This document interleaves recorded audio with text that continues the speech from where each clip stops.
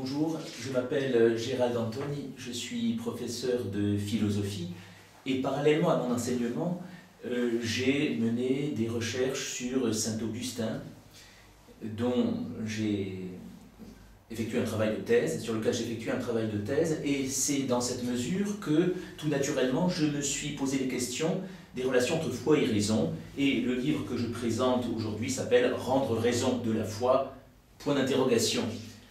Alors ces deux mots, foi et raison, semblent s'exclure a priori et se repousser mutuellement.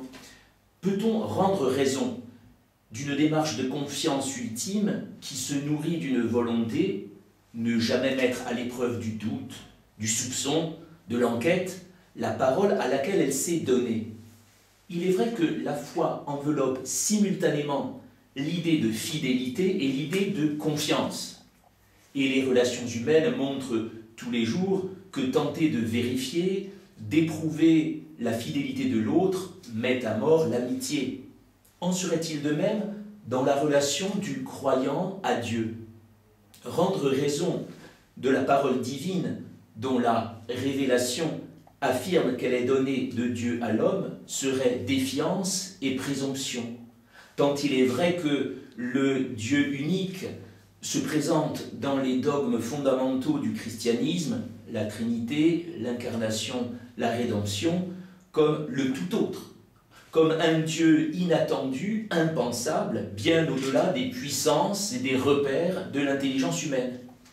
La raison est-elle alors condamnée à se démettre, à s'effacer, ou au contraire à renvoyer dans les territoires de la folie, la foi qui revendique justement la rupture d'avec la sagesse de ce monde?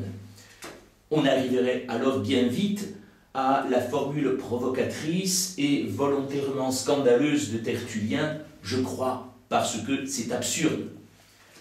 Tout le propos de ce livre, Rendre raison de la foi, est de montrer au contraire comment la pensée chrétienne, entre littérature, philosophie et théologie, a pu affronter cette tension entre la nuit de la foi et l'exigence de penser la révélation en accord avec les critères fondamentaux de la raison spéculative et logicienne, comme de la raison morale et politique.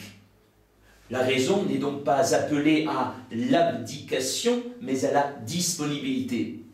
Une rencontre et un dialogue s'esquissent alors entre la foi, en recherche de sa propre intelligence, et la raison, désireuse de s'exaucer au-delà de ses propres limites pour lire et dire quelque chose du mystère de Dieu.